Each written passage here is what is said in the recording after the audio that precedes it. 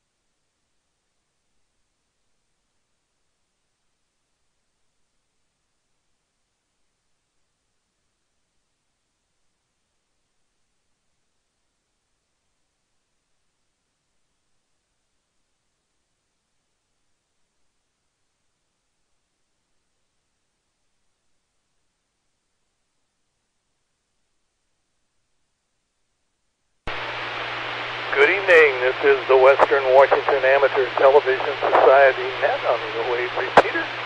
I'm Dave, KD7CYM, the Western Washington Amateur Television Society is a group of amateur radio operators that take to the airwaves with fast scan television. We have a repeater located up on Cougar Mountain. We transmit on 70 centimeters, crossband repeater, and spits out images at 1.2 gig. So we'll pause for a second, see If anybody has emergency traffic or needs to make a contact before the net gets totally underway.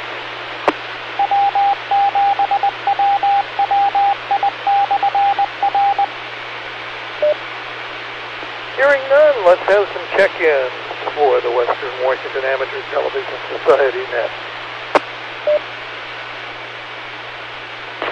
WB7BHM.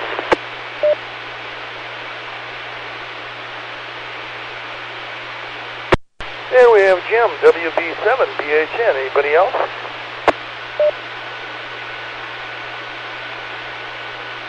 K7HYB, I'm running late, Dave. I'll have to get fired up and change radios here. K7HYB. No problem there, Gary. I'm running a little late myself. Anybody else like to check in? 87 UKU. And the net knowledge is 87 UKU. This is James, WW7ATS.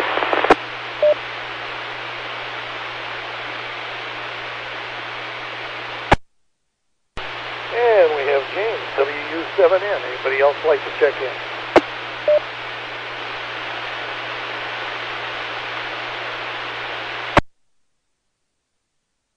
Okay, let's get underway. Let's go to Jim, WB7BHN. The WB7BHN. Well, there's not much new down there. We got company for the Thanksgiving holiday, but they're all in playing cards, and I don't play cards. I don't like it very well. I can do it, but I don't care to. And they have 4 of them playing there now, so that gives me time to come in and check into the net here, which is much more fun. So with that, we'll turn it back to net. WB7BHN. Thanks for that, Jim. My sentiments are with you when it comes to playing cards myself. I think I'd rather watch grass grow. Let's go to K7HYB, see if he's ready. Skip me.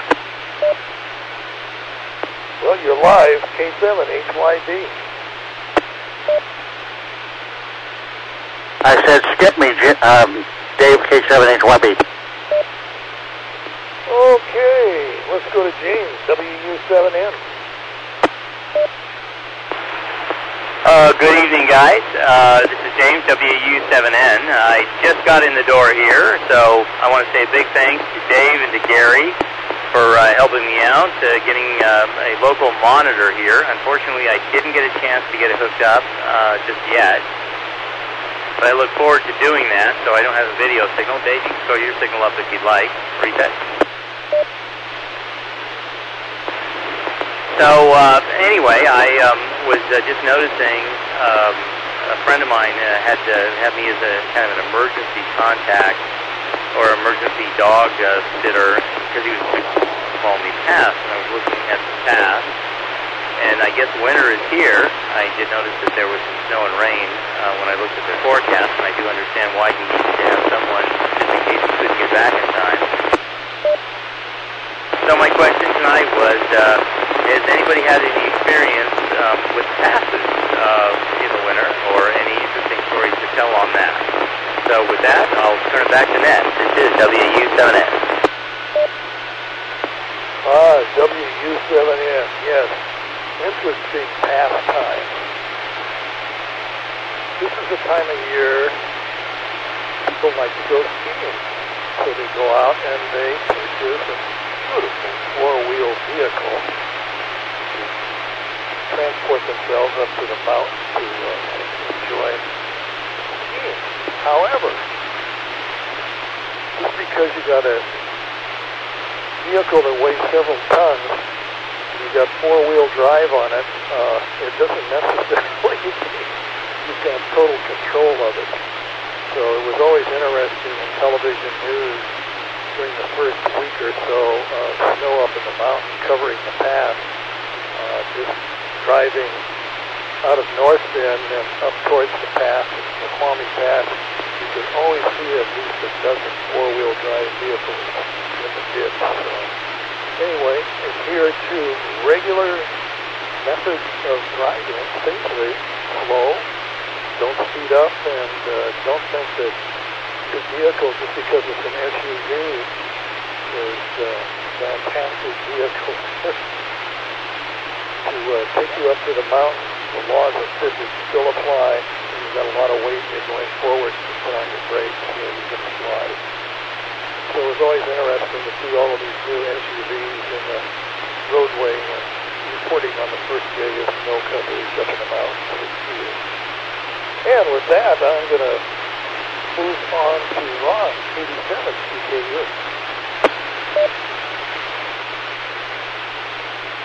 Okay, 87 ZYM, the group 87 QKU. Well, James, I have so many stories going over the past. I wouldn't begin to know how to tell them all. I've had the accelerator freeze and then let up on the gas at about 60 miles an hour and had the vehicle, go round and round and round, change ends about 2 or 3 times. I've stopped up there because of wrecks and I've had the brakes freeze, and when you went to go, you couldn't go because the brakes were frozen. And then I've been up there when it was sheets of ice and the cars were sliding off in the ditch because the road slanted towards the ditch and everybody was out holding their car trying to keep it from sliding in the ditch. Up kind of on this side coming down. Then I've been up there when there was I might have been the first car, I don't know, but there was a stage truck, jackknifed and flipped over in the road, and he's laying there and the gas is going boom, boom, out on the road. And I looked at my friend and he looked at me, and I pulled it four-wheel drive and I drove either around the gas or at the edge of it, out on the shoulder as far as I could get, and everybody was waving at me, the truck driver and everybody, don't do it, but I think the road was closed that time for like 14 hours, so I was glad I did it. I was going eastbound. So I don't know how many more stories you want, James, but I hunted and I used to live over there and go back and forth all the time. So back to that, 87. Thanks for that, Ron. That reminds me of a story when I come up next. Let's go to Jim, WB7. WB7BHN. Boy, everybody's got a lot of multipath under signal tonight. There's kind of scratchy into the repeater, at least you are down here. But the repeater ID sounds pretty clean, so I think it's everybody's having trouble getting into it. And you might let me know how my signal's doing, because sometimes it's good, sometimes it's bad. The thing changes from time to time. But I guess that's all right, we can live with that. Well, haven't done anything with my amateur TV stuff since I was up there and gave you guys a little demonstration of it. Maybe we can still get this all down here and I can put it in the truck and drive out and actually show you a transmitted signal sometimes, but there's no rush. We can wait till the weather gets better in the spring for that matter, and that'd be fine. Or if you guys can come whenever, it doesn't make a bit of difference. I'm thinking about buying some more gear towards putting a repeater together that I can maybe donate part of what's required to put a repeater together. I wouldn't buy it all, but I would buy probably a receiver and the modulator and the amplifier for it and a few things like that, just depending on what you decide to do up there. Another thing we might do if we put one up there is put some sort of a link into it up on the hill down here so I can make it from my house. That would be kind of fun. There's lots of things we can do, and I've been thinking about a lot of them. We'll just have to see what develops. And with that, we'll turn it back to Ned, WB7BHM. Thank you for that, Jim. And this is Dave, 87CYM, and this is the Western Washington Amateur Television Society Net. Is there anybody else who would like to check in?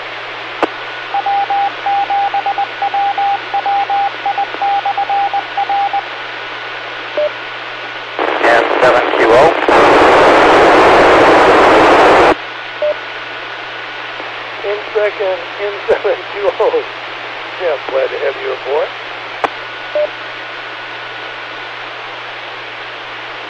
And in regards to snow travel in the past, you know, it's kind of interesting. Like in news, we're always doing stories in the past as like the first snow, everybody gets excited. The same thing happens, I find, down in Arizona.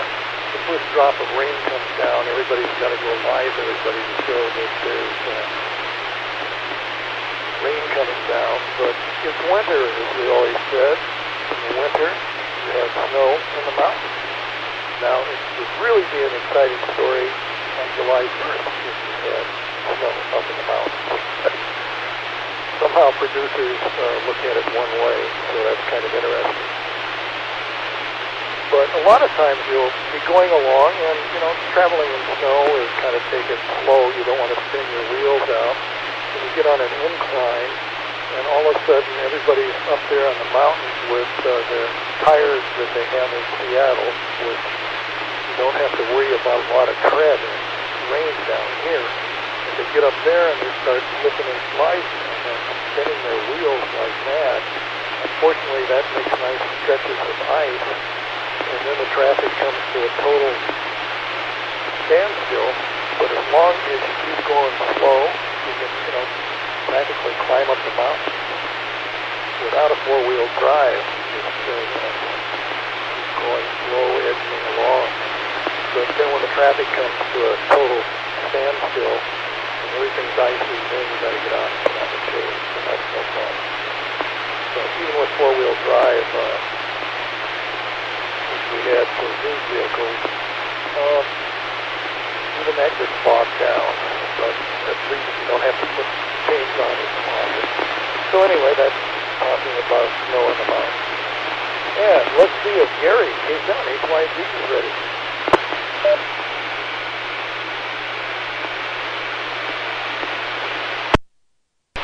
WW7ATS, K7HYB. I've had a very, very busy day.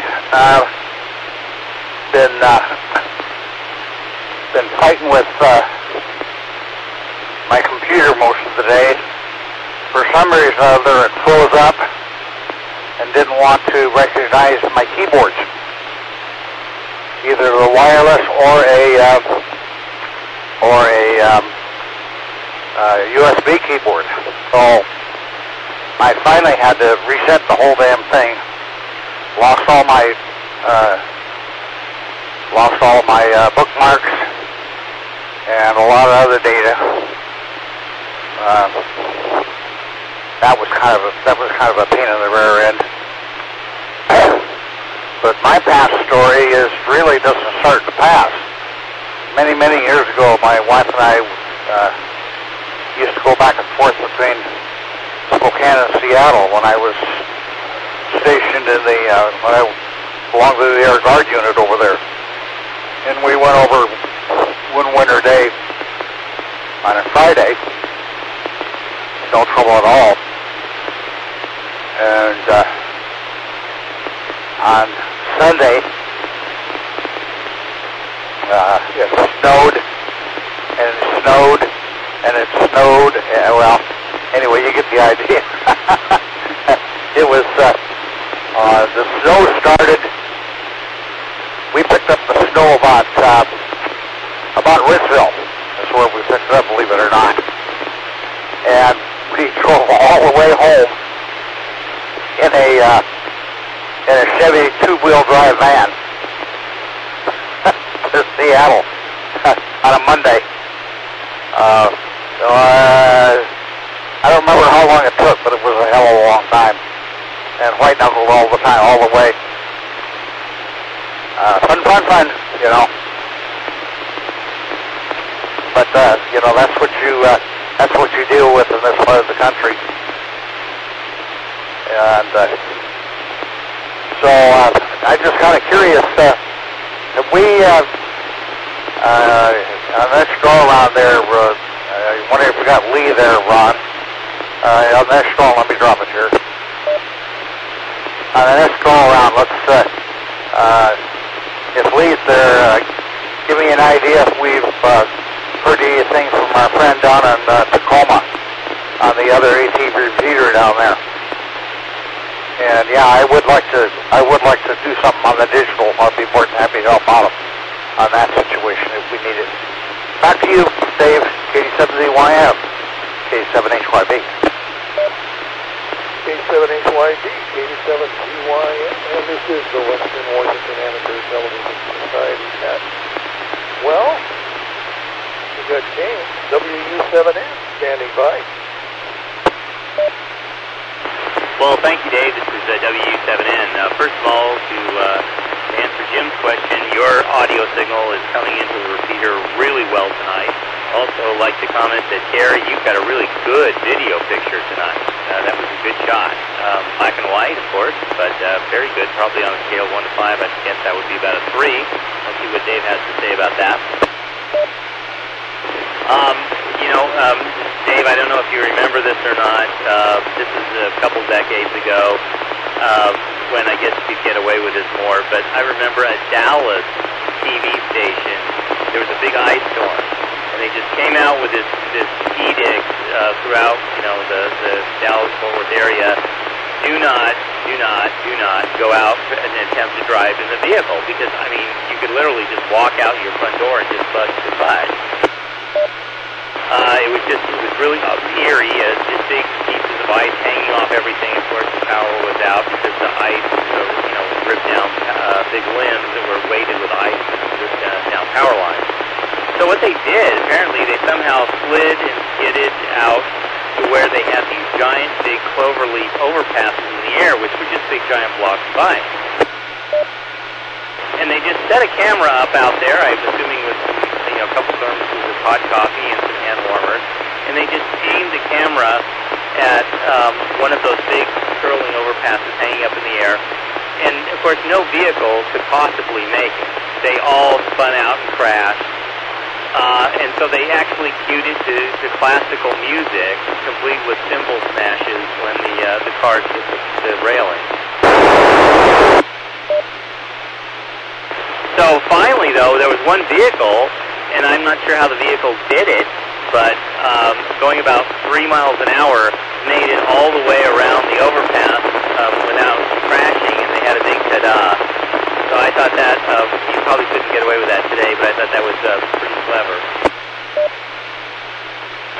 So anyway, yeah, passes are interesting, and let me pass it back to you, Dave. This is James, WU7N.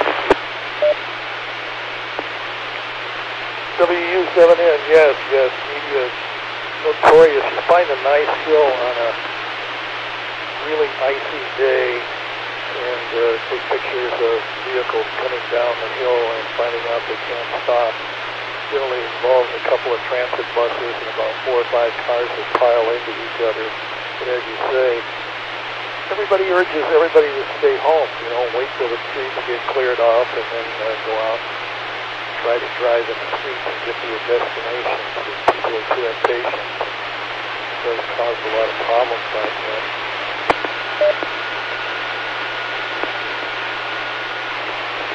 But such is life. It's always very interesting to see what happens with when they're driving. And let's move on to N7QO and hear about icy conditions at airports with big rigs.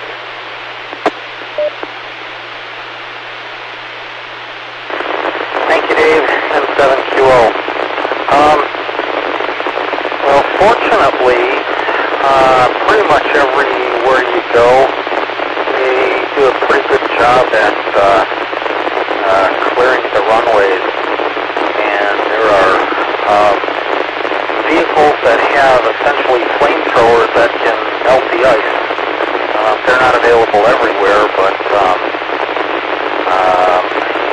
most of the places I go, it seems to work pretty well.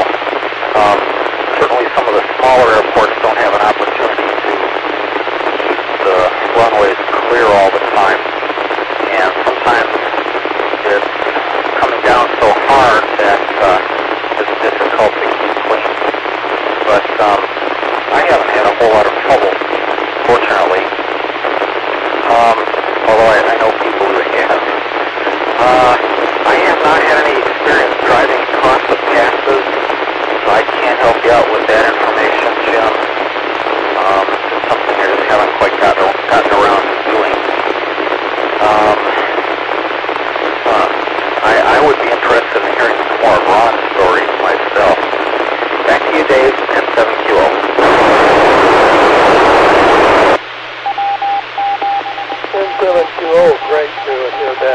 They did have some video on last winter in New York showing those big garbage trucks that have the flames in them that heat and melt the snow to get rid of it. Apparently it's just hard to truck that snow out of downtown New York when it really hits, so they melt it down and hopefully it gets into the sewers without freezing. So it's kind of interesting to see the trucks do that. So let's go up to the top of the list, Ron, 87 TKU.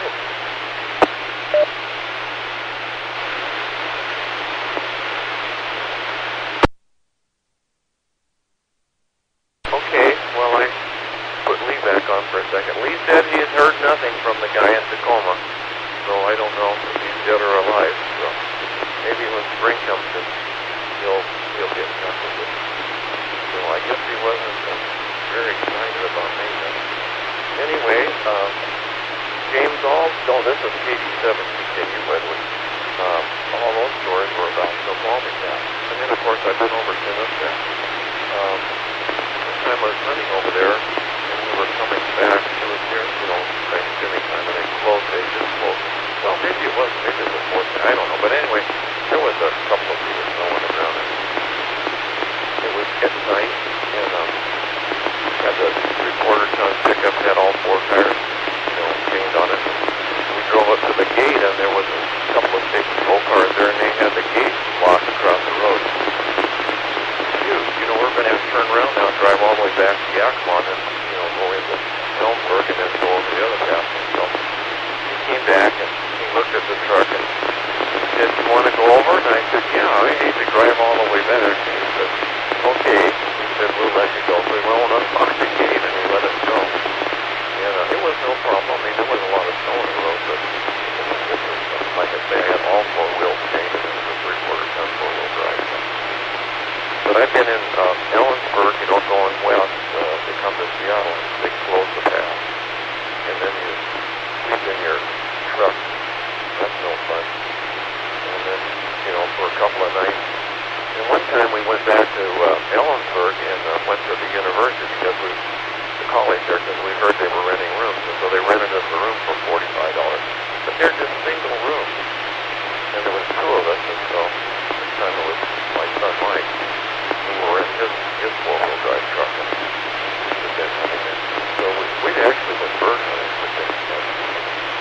And so he slept on the bed, and I slept on the floor. No, I guess I slept in the bed because the bed was too short for him. He'd taken the mattress or something, slept on the floor, and I slept in the bed. Of course, there's no bathrooms in the room, and bathrooms, are down the hall. So we did that one, but we figured after that it wasn't worth the effort, so we just slept in the truck after that every time. But I know a guy that lives in Cleellum, and he drives over and works in Seattle. He's a mechanic, and he's done that for 10 or 15 years, and he's just about ready to quit. He was going to quit a couple of times, and his boss gave him a credit card to pay for the gas because he didn't want his quit license to run. But anyway, he's just about ready to quit. I don't think his boss knows that.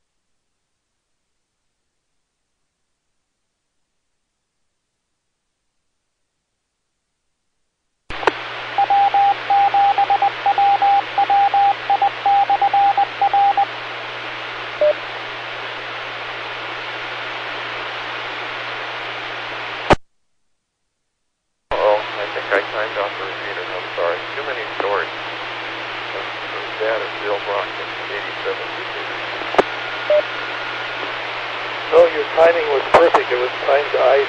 This is the Western Washington Amateur Television Society net on the 08 machine. I'm Dave, 87YM.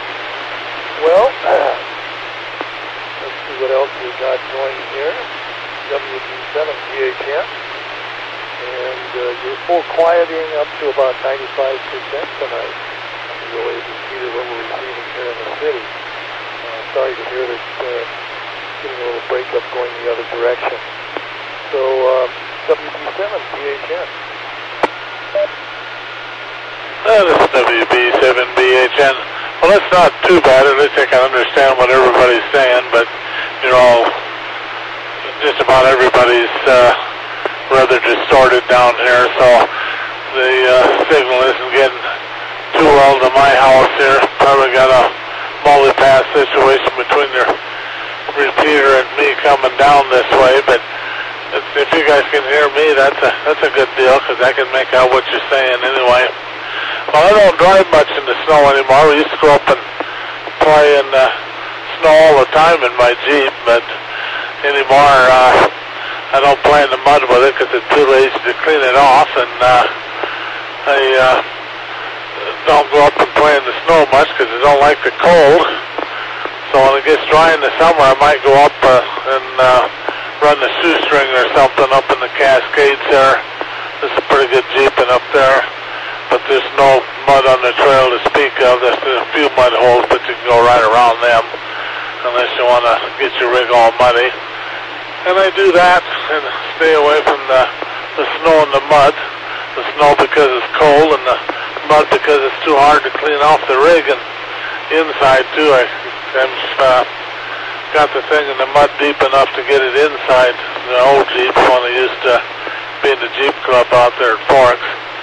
But this one here, I definitely wouldn't want to get mud inside of it. The thing's got carpeting and everything in there, which keeps it quite a bit quieter going down the road, but it's not very good for serious jeeping. But I still have a lot of fun in it. So we'll turn it back to that, WB7BHN. WB7BHN. Let's move on to Gary, K7HYB.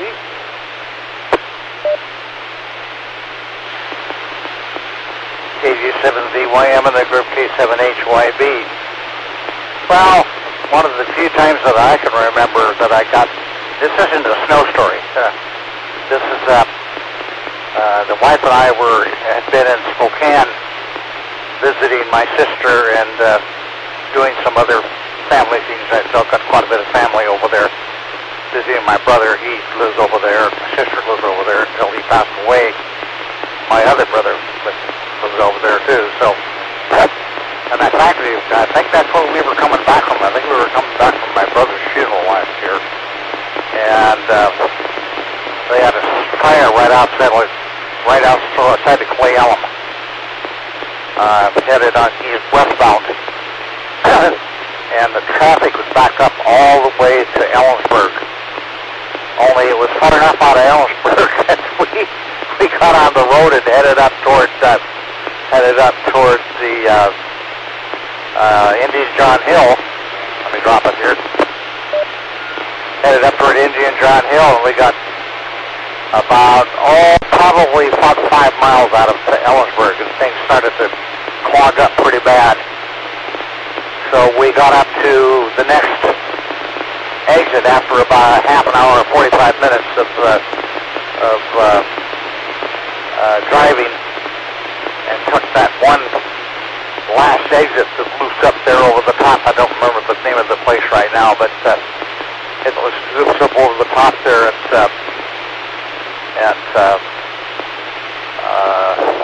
it's the last one before you get to Indian John Hill. We turned around and went back all the way back to Ellensburg and went up on over Blewett.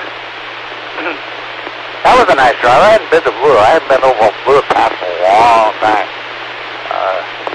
I used to be stationed at Moses Lake when I was in the Air Force, and I used to drive that stretch quite often. My wife and I did. In fact, I was courting my wife when I was stationed at Moses Lake. So anyway, the return, the picture on the streaming isn't too bad tonight. Yeah, Pop P3, no color, obviously. And the return live from the repeater is about what I usually get, maybe a little worse. Good evening to all of you. I will pass it back to you, Dave, for the next go around. 87ZYM, K7HYB. K7HYB. Well, your picture looks like about a P3 plus is coming in on 1.2 gig, and almost up to a 4 of what's being coming across on the internet this evening. So anyway, looking good.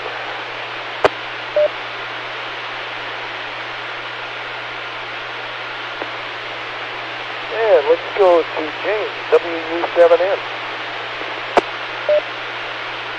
Thank you, Dave. This is James, WU7N.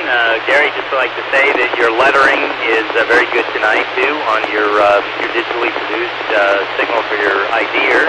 Hi to all in TV land, I think it says. Well, I'll tell one more past story. I was honored to go out for a couple of training runs with the Washington State Patrol. One of them was with a superb officer, and we went all the way up to Hyatt from this side. It was not snowing, but I didn't fully understand just how dark is until I got up there in December. It was very cold, it was bitterly cold. And he explained to me this interesting phenomenon, which I'm very much familiar with in aviation, but I didn't know it affected vehicles, and that is, when you're driving down a dark road in the middle of the night, you don't have points of reference, visual points of reference. So if you don't look down at your speedometer, before you know it, you're going very, very fast. So, you know, he just pulled off to the side of the road and said, here, watch, it won't take long at all. And the next vehicle that came down, I think we clocked it going 97 miles an hour. And, you know, chased after the vehicle and had to pull over. And I do believe the man when he says he had no idea he was going that fast. I really don't think he did. And the state trooper explained the phenomenon to the man and gave him a ticket for going, I think it was 10 miles an hour over the speed limit, whatever it is up there, and set the guy on his way. But he said that I guess the only thing other than your speedometer is if you notice it, then you can see if there's like a broken line in the center of the road, you can notice that. But otherwise, coming on the downside of the pass, whichever way you're going, it's very easy to go excessively fast and not realize it.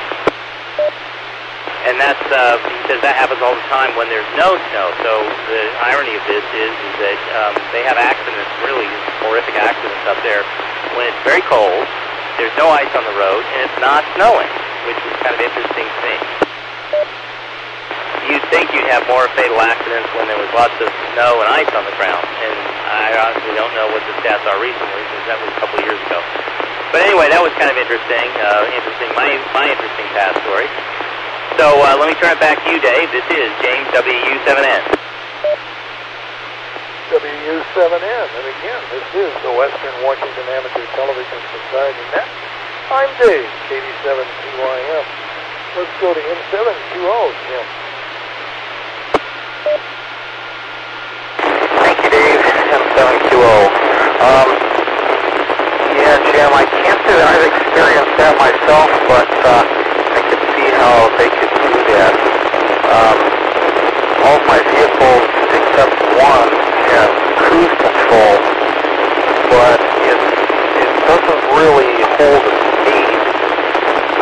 It does a little more than hold the accelerator. I guess it looks at vacuum the tank or something, and maintains speed more or less if you're in a level, I don't want to say level, not level flight, if you're on a level road. But I do have one vehicle that's pretty cool, just got this last year, and it has what they call adaptive control. It actually maintains the speed, but it will sense that there's a vehicle ahead of you and reduce your speed accordingly so that you can maintain a certain distance behind that vehicle, even if it's going more slowly. It's pretty cool. See Lee there. That's pretty good. Hi, Lee.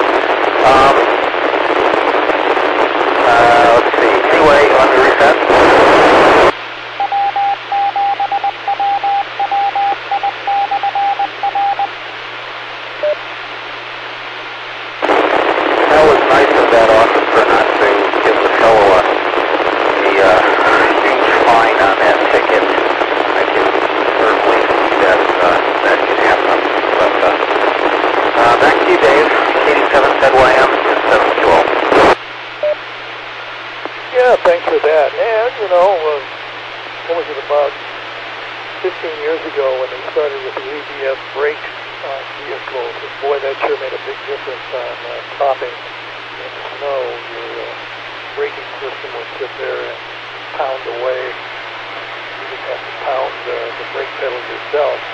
The only problem with that is a lot of people were new at it, so they try to tromp on their brakes constantly, and then that defeats the ABS system. So then they end up with more SUVs over on the side of the road. That was the notice that we were able to recover and just traffic up in the passes. And let's go up to Ron again, 87 CKU.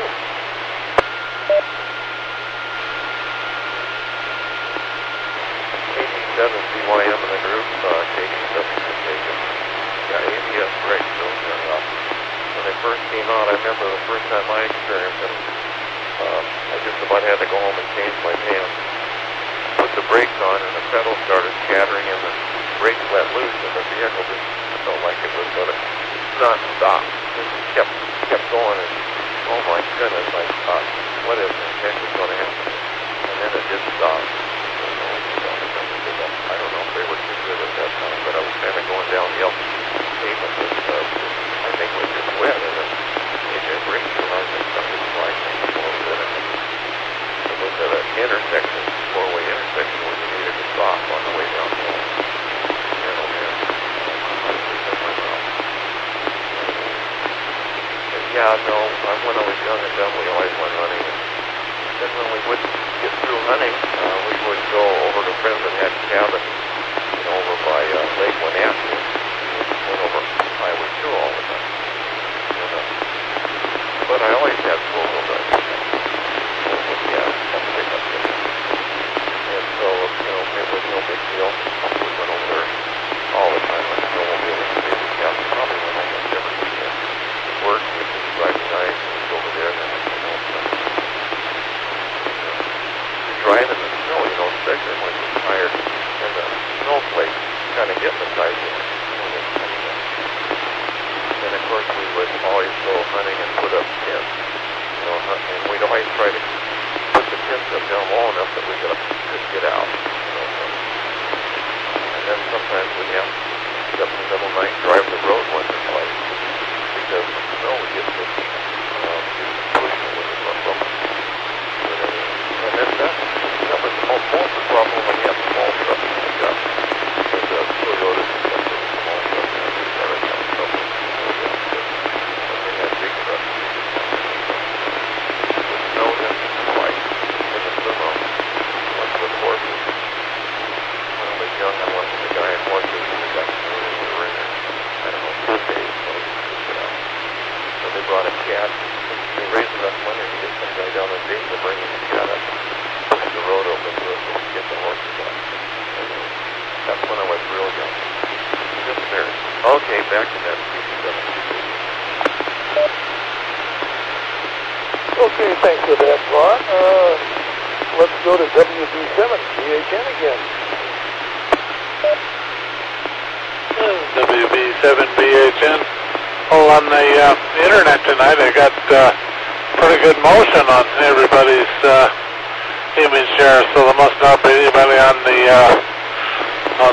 internet in my neighborhood, or not as many people as there usually are. It freezes once in a while, and I have to wait for a second or two for it to take off and go again, but it's doing pretty good. And I got a picture of Ron up there now talking. He's got a pretty good image into the internet. If would be this good all the time, I could probably actually get on Skype and make that work. It would be nice anyway. But I don't know, maybe they'll get that straightened out. Usually when people get slow, people start to complain, and the Verizon or something will do something about it.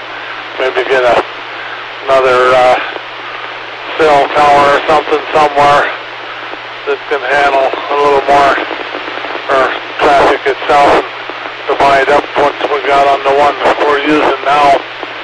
and it'll get a little faster. But it's pretty nice looking tonight. I got good images from most everybody, at least motion-wise. Ron's picture looks real good, and some of the other guys' pictures don't look too bad. A little better than most evenings. So with that, we'll turn it back to Ned. And we're getting close to the 9 o'clock hour, so I'll make this my 73s, and by the time we get around to everybody else, it'll probably be close to 9 o'clock. WB7BHN. WB7BHN World Champ, thank you for joining me now so far this evening, and pleasure talking with you.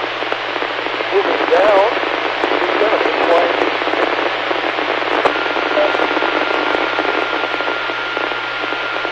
K7ZYM in the group, K7HYB. There's my alternate ID. I should put my name on one of these pages. I don't know which one. Yeah, I got this video board here that generates my call signs and stuff like that, and it's really handy. It's a fun rig to play with. Let me give you the wide shot here, and to get the light out of my way. I don't know how much you can see or how much detail you'll be able to tell over the link on the there we are. Okay. Now the detail isn't great, but one of these days when I get a decent signal into the repeater, when I get around to changing antennas and doing stuff like that I've been talking about for a couple of years, haven't done it yet. So anyway, yeah, I'm going to put my 73s on the deal tonight too. I haven't had any dinner yet. I've been just snacking and stuff, so I got to go make myself something to eat. And then I'm going to finish. I got to try to get some of this stuff back on my main computer that I had to drop off today because I rebooted the whole thing. At least my keyboards are working. I'm not sure that the price I paid for redoing this whole thing is going to be worth the trouble, and I have to go through in order to get everything loaded back on again. I had a lot of stuff on there, mostly bookmarks and stuff like that were important to me. So anyway, I was going to make a comment about something. I was going to make a comment about reference. I don't know if any of you have ever been in a whiteout, but I experienced a number of them while I was working in Alaska, and they're pretty scary. You know you're on the ground, and you know you're moving forward, but you have any idea whether you're left side down or right side up, or laying on your side or whatever. It's with no visual reference. It's really strange. Anyway, James, real quick break. You said you hadn't had a chance to do anything with that TV set yet, is that right? Gary, yeah, I just got home just a few minutes after the top of the hour, and I haven't had a chance this past week to hook anything up yet. WW7ATS. Okay, well, let me know how things go. And I'm going to, this is my 73 round. I'm going to bail out. I won't be here to monitor or anything, so we'll talk to all you guys later. KD7ZYM, K7HYB, good evening. Good evening, we got your 73s. Let's move on to James, WU7N. Well, thank you, Dave. The last story I'll tell, it didn't actually happen on the pass. It actually happened on the big hill at what is now the city of Sammamish. And it was, again, holiday snow, which I think one thing about going over the pass is you know they're bad in the winter. Everybody knows. And everybody either doesn't try it or hopefully they get prepared and they try it. Well, but what happened to me, it was just after I had returned back to Washington State. This is going back a couple decades. is I was living at a house on top of that plateau, and I was trying, it was a very silly move, but I thought I would venture out because I had a four-wheel drive pickup truck, and a man was blocking off a road down a big long hill coming off the plateau, and he waved at me and said, wave me over, then I pulled over. And I rolled my window down. He said, don't try it. There's an accident at the bottom of the hill. You just can't stop. You can't do it. So I said, well, thank you so much for telling me. And apparently his house was very nearby. And I said, do you want me to stand in the road and tell people about what's going on? And you could go in and warm up for a bit. And he said, sure, I'll take you up on that. So I pulled my vehicle over, and I stood out in the road with his little long lawn flashlight. And I think it was a Mercedes that came up, and the electric window came down after I waved the guy over. And I explained to the man, I said, there's a major accident down at the bottom of the hill. We don't think anybody's hurt, but you just should not try the hill right now because nobody can stop. And the man driving just kind of grunted at me and continued forward. And I was waving in his rearview mirror, going, wait, do you not just hear what I said? And about that time, the man came out of the house, and he gave me this look that I know was, what, you didn't stop that car? And so he came a little closer, and I explained. I said, no, I explained to him there's a big accident at the bottom of the hill, you can't stop, the road's covered in ice and snow. And I did. I explained everything to him, and he looked at me and said, well, why did he go? And I was about ready to speak, and you know how it's so quiet when it snows? That's when we heard this crash and tinkling glass. So I guess there's some people you just can't help, but there's my last snow story of the evening. Back to net control, WW7ATS. Well, thanks for that. M7QO, Jim. Thank you, Dave. M7QO. Well, Jim, well, thank you for doing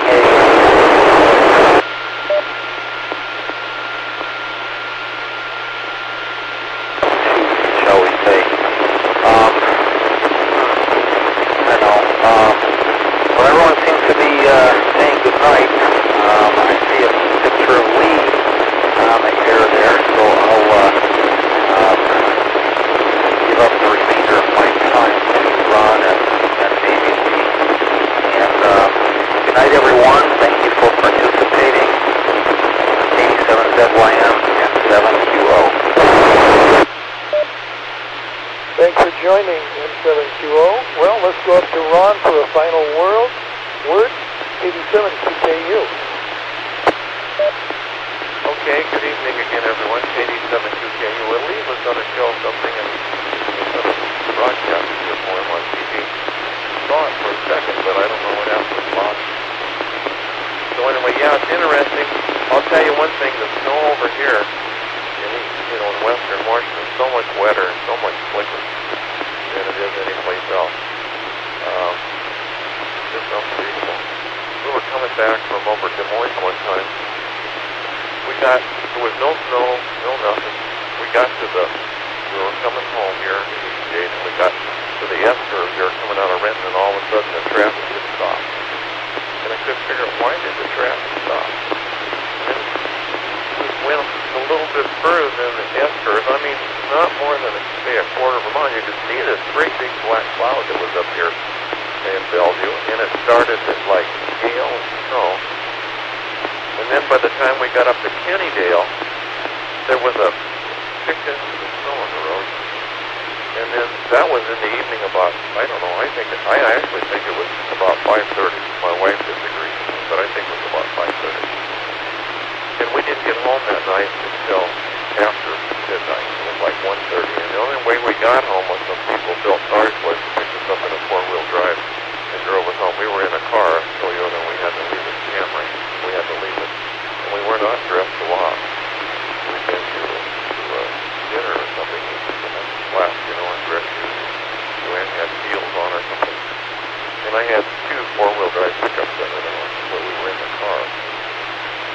So that was quite an experience right here in our own backyard. So anyway, We'll see what Luke can show here if you want to watch it.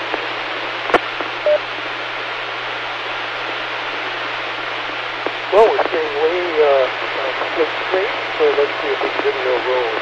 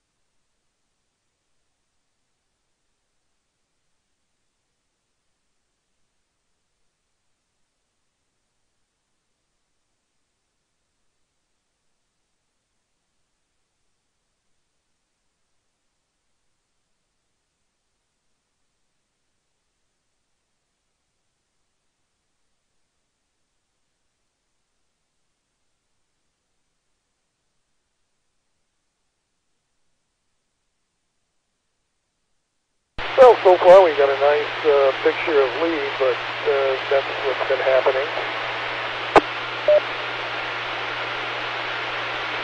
Yeah, I don't know. He's having some technical problems, so I guess we just go on with the net. Okay, well, it's time to button it up. Is there anything from anyone before we close off the net?